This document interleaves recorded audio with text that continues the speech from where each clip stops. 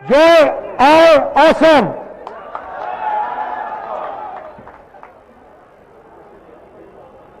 नमस्कार।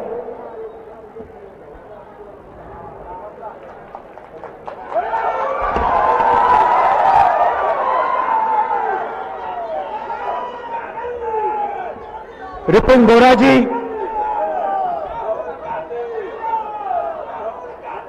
सेकिया जी,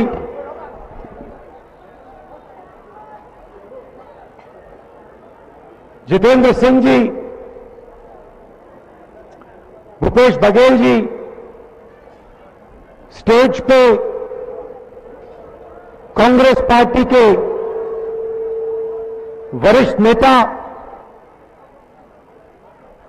हमारे प्यारे कार्यकर्ता, भाई और बहनों, प्रेस के हमारे मित्रों, आप सबका यहां बहुत बहुत स्वागत। आप मेरी बात सुनने आए, दूर दूर से आए, इसके लिए मैं आप सबका धन्यवाद करना चाहता हूं।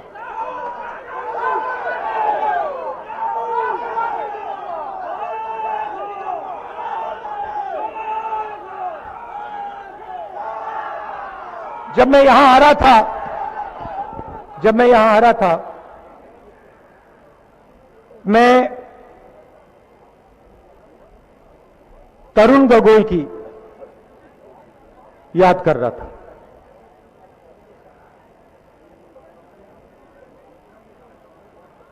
जब भी मैं असम आता था, तरुण गोगोई जी से बात करने का मौका मिलता था। और शायद आपको ये बात नहीं समझ आती, मगर जो असम के बाहर से आता है, उसके लिए असम बहुत कॉम्प्लेक्स प्रदेश है।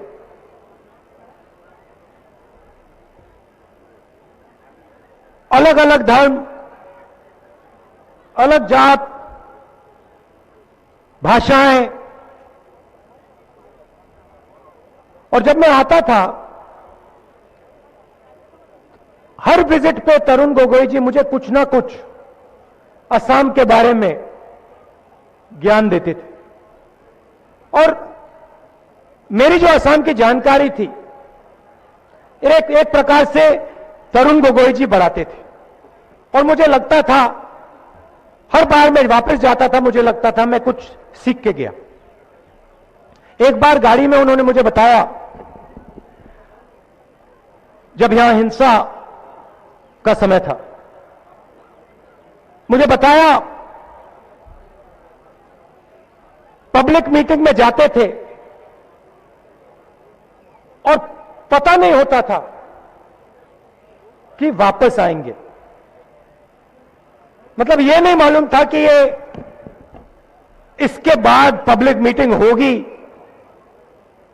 इसके बाद जिंदा रहेंगे, यह तक नहीं मालूम था। मगर कांग्रेस के नेता, कार्यकर्ता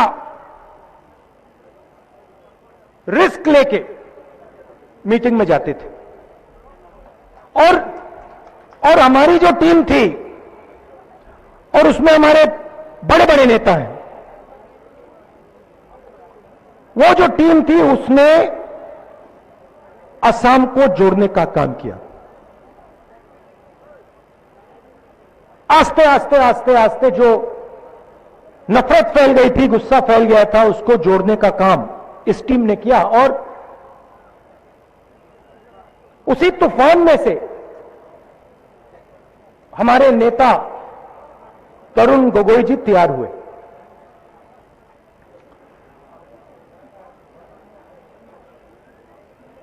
आज मुझे बताया गया कि जो पुरस्कार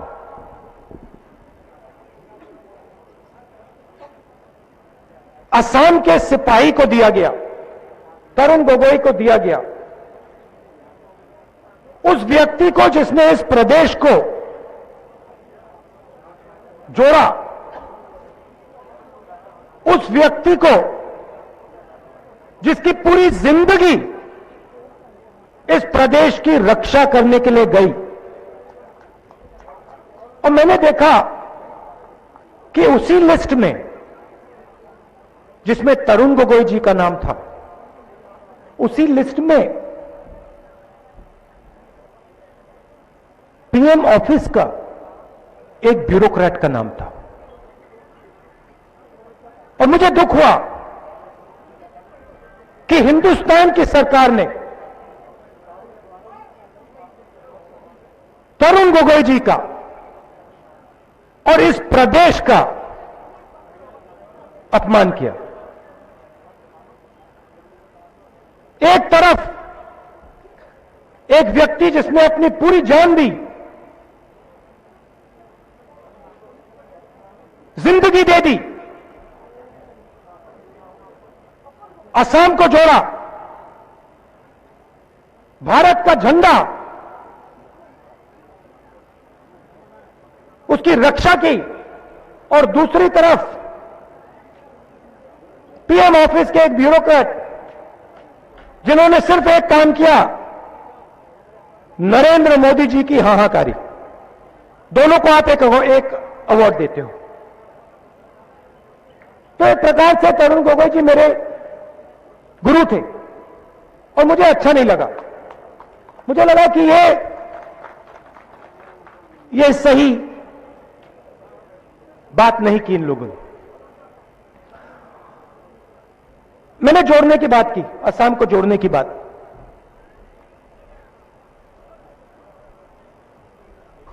जोड़ा कैसे गया? पूरे असम को एक साथ लाकर बातचीत करके असम अकॉर्ड, जो एक प्रकार से असम का प्रोटेक्टर है, आपकी रक्षा करता है। औजार वही है, शांति का औजार वही है। तो मैं पहली बात आपको कहना चाहता हूं, असम अकॉर्ड की प्रिंसिपल्स को मैं और कांग्रेस पार्टी के सब नेता डिफेंड करेंगे, प्रोटेक्ट करेंगे, और 1 इंच उससे पीछे हम नहीं हटने वाले।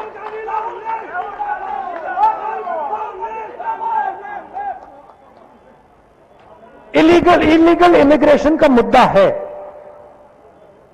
मगर असम की जनता में वो कॉन्फिडेंस है, वो कैपेबिलिटी है कि मिलके बातचीत करके इस मामले को रिजॉल्व किया जा सकता है। यह आप में कैपेबिलिटी है। मगर अगर यह प्रदेश फिर से बंट गया, जो बीजेपी और आरएसएस रोज करते हैं, तो फिर बीजेपी का और आरएसएस का नुकसान नहीं होगा, नरेंद्र मोदी का नुकसान नहीं होगा, आपके चीफ मिनिस्टर का नुकसान नहीं होगा, असम का नुकसान होगा। और जितना असम का नुकसान होगा उतना हिंदुस्तान का नुकसान होगा। क्योंकि आप अपनी जगह समझो, आप कोई छोटे प्रदेश नहीं हो,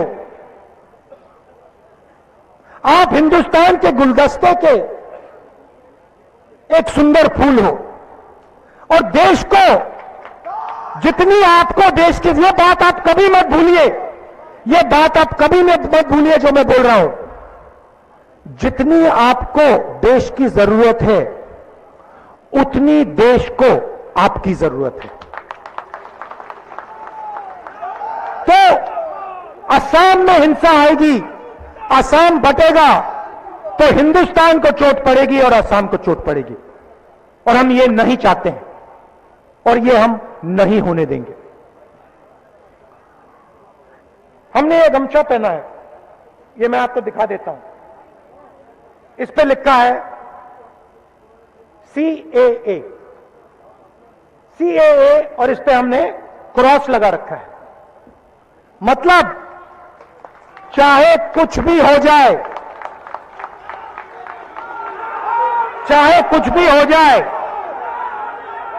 ये देखो सबने पहन रखा है, ये देख लो, चाहे कुछ भी हो जाए सीएए नहीं होगा।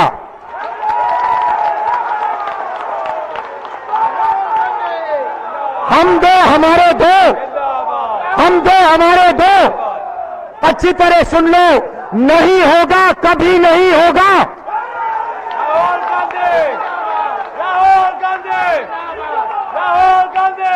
अब मैं आपको बताता हूं, अब मैं आपको बड़ी सुंदर तरीके से, भैया शांत हो जाए, अब मैं आपको बहुत सुंदर तक, भैया शांत हो जाए प्लीज, अब मैं आपको बहुत सुंदर तरीके से समझाता हूं कि बीजेपी असम अकॉर्ड को खत्म क्यों करना चाहती है, हिंसा क्यों लाना चाहती है, सीएए क्यों लाना चाहती है। मैं बहुत सुंदर तरीके से आपको समझाऊंगा। ये देखिए, ये है 100 रुपए का नोट, है ना, ठीक है। ये है 50 रुपए का नोट, ये है कितने का, ये 10 का, और ये है 2 सिक्के 7 रुपए के, मतलब 167 रुपीस, है ना, ठीक है। अब आप मुझे समझाइए, 167 रुपीस टी वर्कर को मिलता है ना भैया, इससे क्या खरीदा जाता है, क्या मिलता है इससे? तो टी वर्कर को 167 और गुजरात के व्यापारियों को टी गार्डन।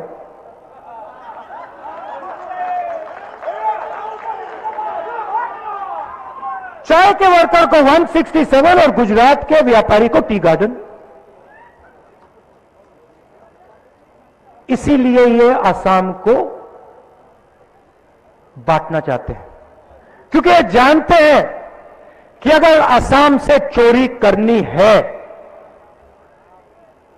तो आसाम को डिवाइड करना ही पड़ेगा, क्योंकि अगर आसाम को डिवाइड नहीं किया तो आसाम से कोई भी शक्ति चोरी नहीं कर सकती। अब हमने साफ कह दिया, देखिए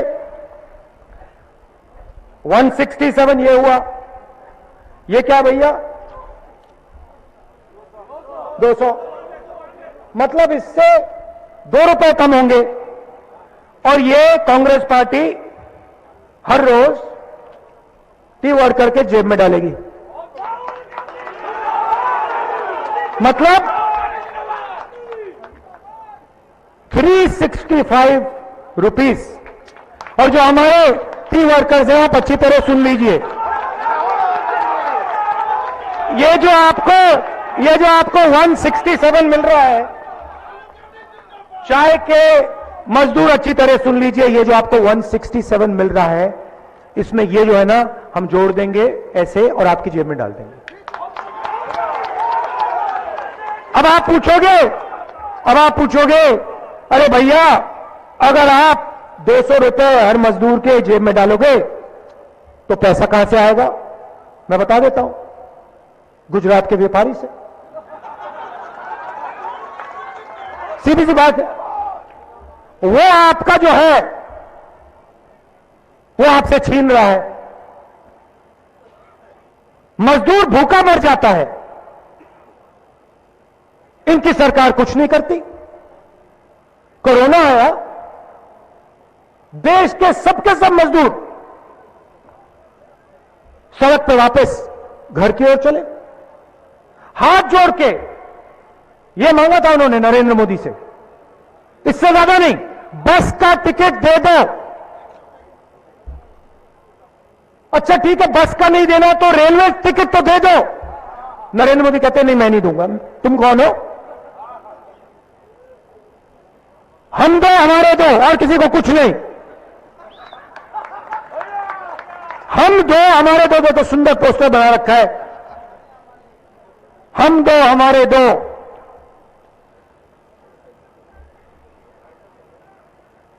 बाकी सब मर लो। हम दो हमारे दो, बाकी सब मर लो। भाई और बहनों, हिंदुस्तान को आज 4 लोग चलाते हैं, और असम के लिए मैं उसका थोड़ा एक्सटेंशन लाया हूं। हम दो हमारे दो, और हमारे दो और जो असम को चला रहे हैं। हम दो हमारे दो, और असम से सब कुछ लो। ये रियलिटी है, ये सच्चाई है। प्रधानमंत्री ने भाषण किया लोकसभा में, किसानों के बारे में बोले, कुछ नहीं बोले, सब कुछ बोल दिया, मगर किसानों के बारे में बजट में कुछ नहीं। तो सिस्टम बहुत सरल है। असम जाओ, असम में आग लगाओ, असम को बांटो, और जो असम का है ले लो। अच्छा भैया एक बात बताना, एयरपोर्ट किसको दिया? नाम बताना जरा। हम दो हमारे दो ना, उसी को एयरपोर्ट मिला ना। अरे भैया क्या भैया आप क्या बात कर रहे हो? अभी तो सब कुछ देगा, कुछ नहीं बचेगा। तो ये बात है। जो आपका है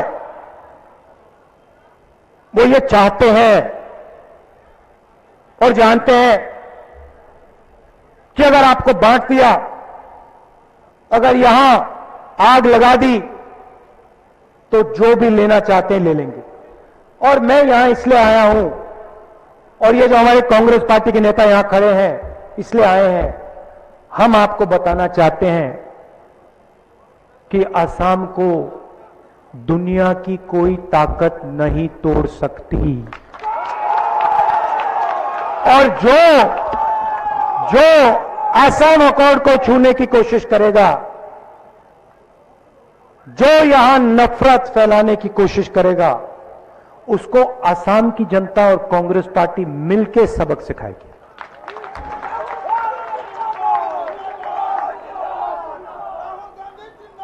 मैंने नोटबंदी की, जीएसटी की, कोरोना की थोड़ी सी बात करनी है, क्योंकि मैंने आपको असम के बारे में बताया, और जो असम में हो रहा है वो हिंदुस्तान, पूरे हिंदुस्तान में हो रहा है।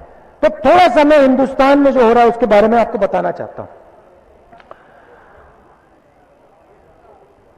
रोजगार हिंदुस्तान में छोटे बिजनेस, मिडिल साइज बिजनेस, किसान और छोटे व्यापारी तैयार करते हैं, पैदा करते हैं। बड़े बड़े उद्योगपति रोजगार नहीं पैदा करते। यहां युवा जो आए हैं, आपको तो मालूम है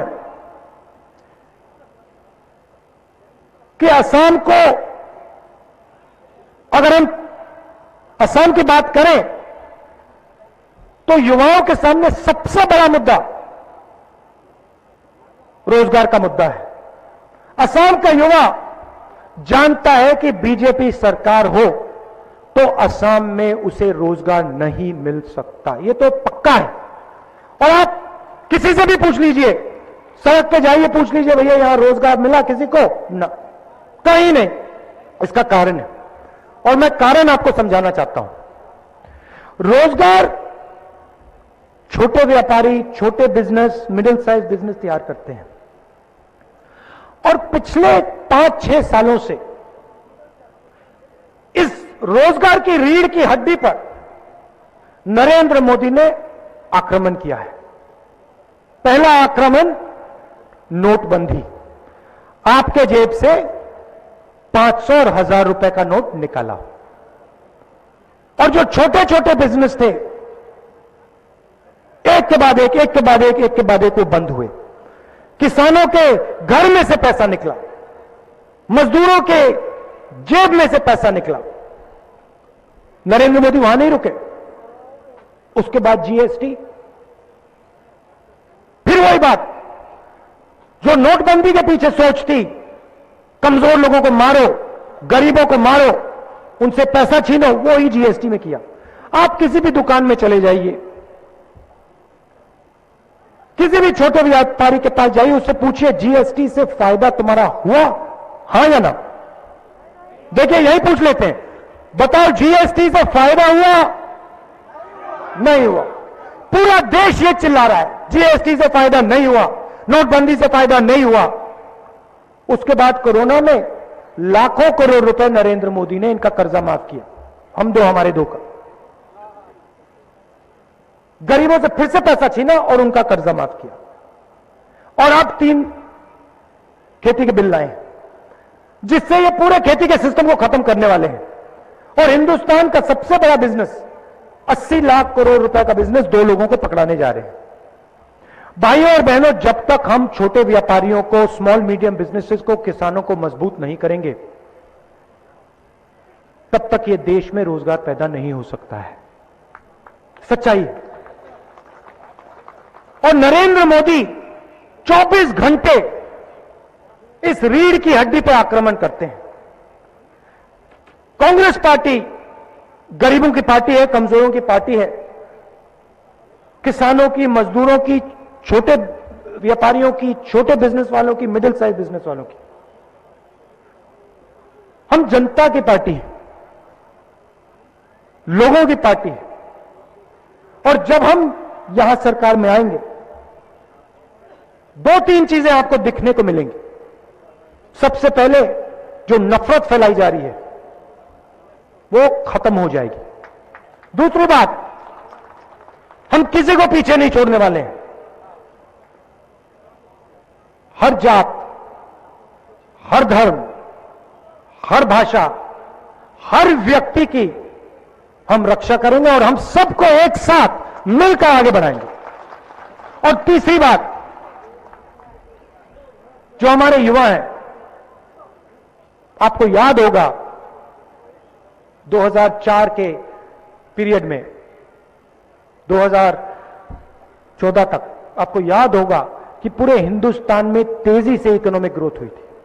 आपको याद होगा कि युवाओं को रोजगार मिलता था, करोड़ों लोगों को हमने गरीबी से निकाला। तो युवाओं को मैं कहना चाहता हूं कि जो आपको आज दुख हो रहा है,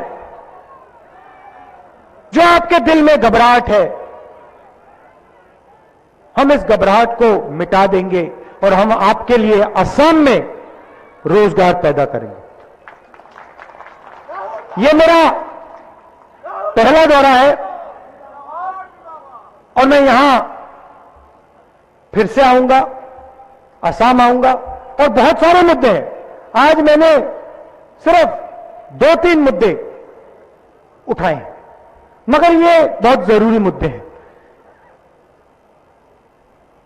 क्योंकि हम चाहते हैं कि ये प्रदेश तेजी से आगे बढ़े, युवाओं को यहां रोजगार मिले, चुने हुए लोगों की सरकार ना हो, 2-3 लोगों की सरकार ना हो, भ्रष्ट सरकार ना हो। इसलिए कांग्रेस पार्टी को चुनाव में भारी बहुमत से आप सबको जिताना है। रिमोट कंट्रोल से देखिए रिमोट कंट्रोल से टेलीविजन जरूर चल सकता है, मगर असम जैसा प्रदेश नहीं चलना चाहिए। रिमोट कंट्रोल से नहीं चलना चाहिए। आपका चीफ मिनिस्टर हो, असम का चीफ मिनिस्टर हो, असम की जनता की आवाज, जनता की आत्मा को समझे और असम के लिए काम करें। आज जो आपके चीफ मिनिस्टर हैं वो असम के लिए काम नहीं करते हैं, वो सीधा ऑर्डर नागपुर और दिल्ली से लेते हैं, और जो दिल्ली और नागपुर और गुजरात के लोग उनको कहते हैं वो असम में पूरा करते हैं। ऐसी सरकार से असम को कोई फायदा नहीं होगा, ऐसी सरकार से असम के युवाओं को नुकसान होगा, इसीलिए हम इस सरकार को हटाना चाहते हैं। आप सबका दिल से बहुत बहुत धन्यवाद। नमस्कार, जय हिंद।